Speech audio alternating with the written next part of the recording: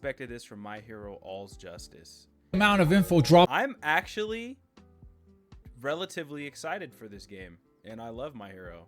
About My Hero Academia All's Justice from a bunch of different media outlets that play the game at TGS this past weekend. Bandai Namco just released a trailer that you may have seen announcing the release date and giving you the first look at the open world gameplay of story mode. But these journalists actually got to play in this game mode for a bit, and they have a lot of new footage. On top of that, PlayStation put out a blog with more details, and the website just got updated, which confirms a lot of new characters. I'm gonna try to condense all of this into a single video so you're all caught up with All's Justice, but if you really want to go into a crazy deep dive, I'm leaving links to all my sources in the description. So let's start with the release date. The big news that came out from the trailer. All's Justice is releasing early next year on February 6th.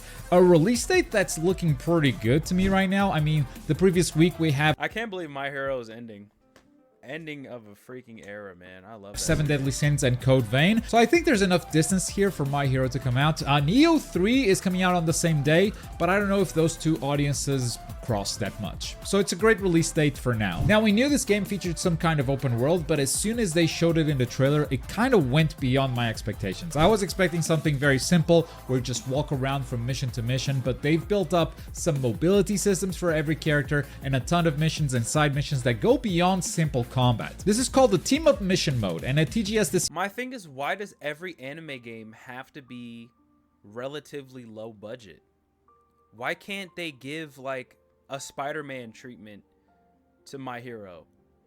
Why can't the Demon Slayer game be a legitimate video game? Michi always been in my top 10 though, despite the haters. I know the manga's been done. I'm just saying, I can't believe the anime is finally coming to a close, because it's been a part, like, I've been watching it for so long. Here, they talked a lot about this mission where you rescue a cat. It seems to be one of the early Look at how many pixels this cat is. What's even the point of this? Like, just take it. If you just cut out all the resources of the stupid, like, filler bullshit that nobody really cares, just focus on what everybody actually wants to do, which is follow along Deku's story, fight as all the characters, make the animations beautiful, just trim the fat. Like, you don't have to have all these side quests, and you don't need to have you know, like, linear battle progression, because just give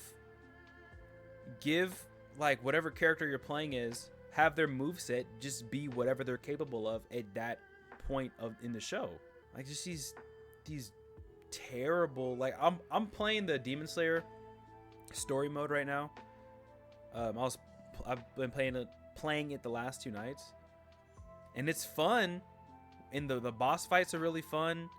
Some of the cutscenes are really well done, but at the same time, it's like, bro, why am I doing some weird ass side quest of somebody from the Swordsmith village, like, getting into an argument with their best friend, and then I just go have them talk to each other, and then, oh, you were wrong, oh yeah, I was wrong too, okay, I'm sorry. Just get rid of it. Cat.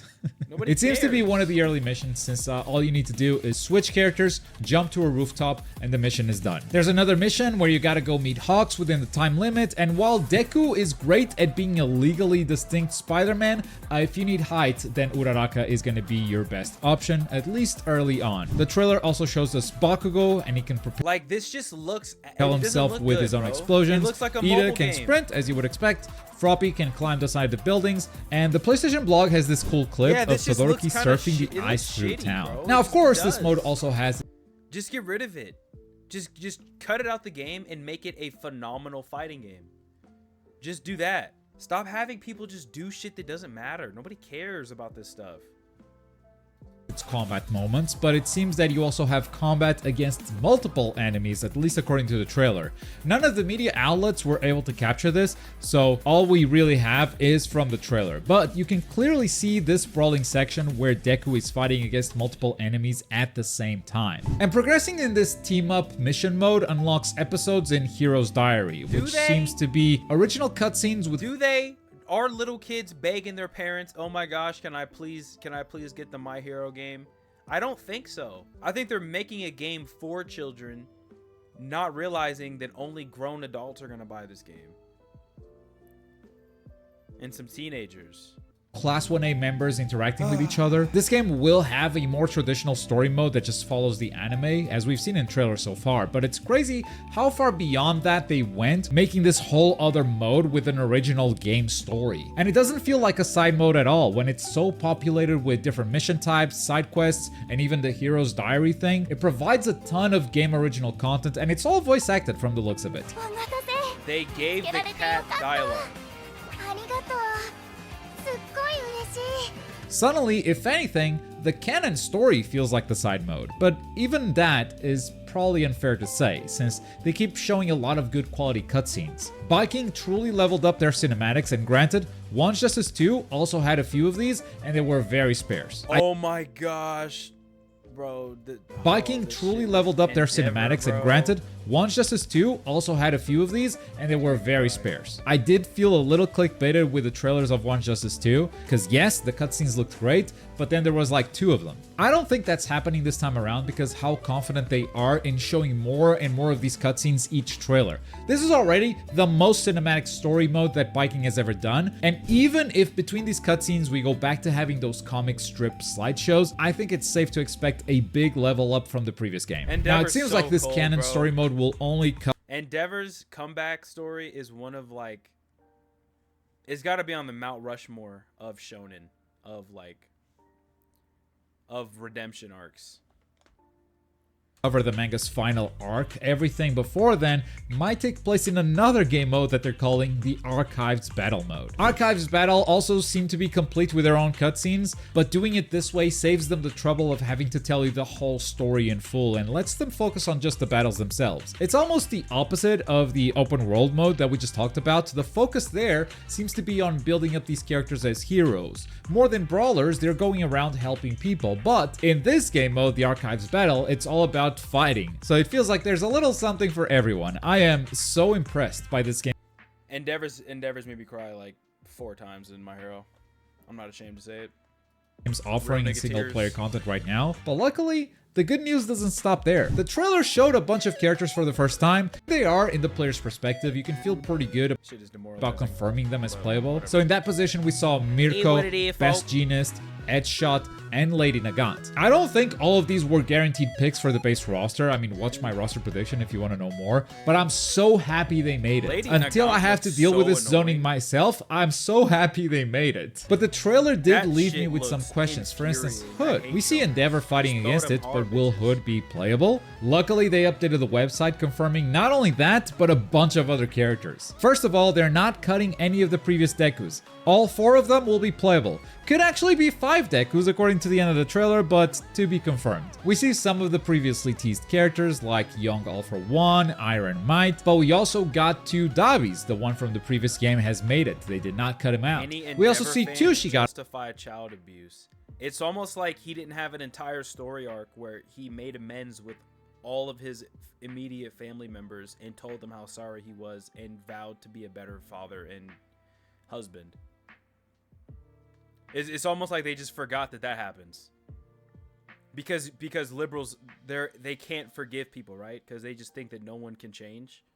Who cares what these gay ass niggas gotta say? But that does mean that we are missing one. Shigaraki 4 style is not here. Not sure if they're cutting him out or not. This doesn't confirm anything. There are a lot of characters that are still missing from the screen who were in One's Justice 2. Characters like Gran Torino, Muscular, Inasa, and many more. Not to mention characters like Spinner or Redestro, who will most likely make it to this game too. This roster has 51 confirmed characters right now, and I'm still expecting it to go beyond 70. But even if it doesn't, even if they do cut characters from the previous game, this roster is already incredible. I don't think we can complain about that. And this is before their just announced Season Pass, which is going to have 5 characters. The Season Pass is kind of interesting for this game in particular, since this is going to end the Imagine you live in a world where Hero you're born with all these crazy ass story. It's the powers, and your ability is you got this thick ass tail coming out your ass.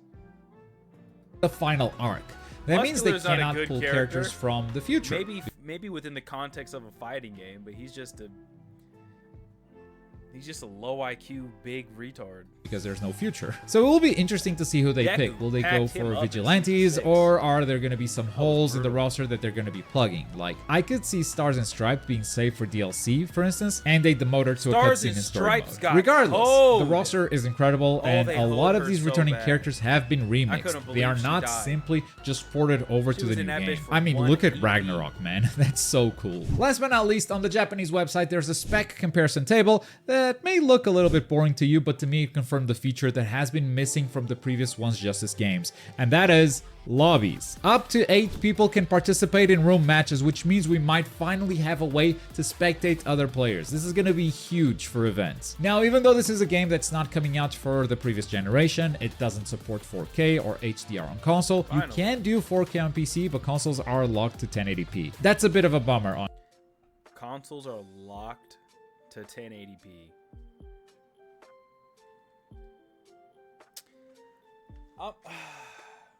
I bought Demon Slayer on PlayStation because I read the Steam reviews and saw that people were complaining that they kept getting disconnected from games, like if they grabbed somebody, and just so much DC and terrible netcode. It's not fair, brother.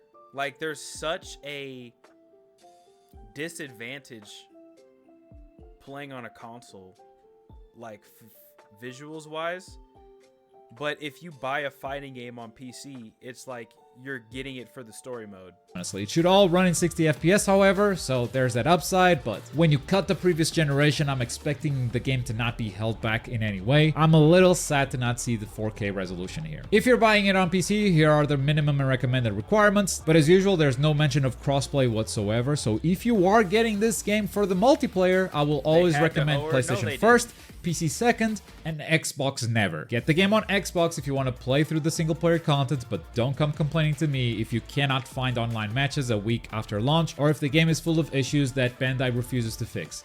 They don't care. So you should not support these games on Xbox, but that's just my take. And with that, I think we're all up to date on My Hero Academia All's Justice, a game that seems to be much bigger than I initially expected for sure. Super happy with the lobby, super happy with the single player. They look terrible. Look at that, bro. Bigger than I initially expected for sure. Super happy with the lobby, super happy with the single player game modes, super happy with the roster. So why are you super happy with this ass? Well, at this point, I gotta ask you guys, what are your concerns regarding this game? After all of these good news, standards for anime games are, you're on Xbox, that's what's keeping you skeptical? Let me know your worries in the comments down below. And for more anime games, check out this video right here. Thanks for watching. Boy. Xbox is such a Xbox was my first love. I don't cheat. Me neither, but I leave when I'm disrespected after a long enough amount of time.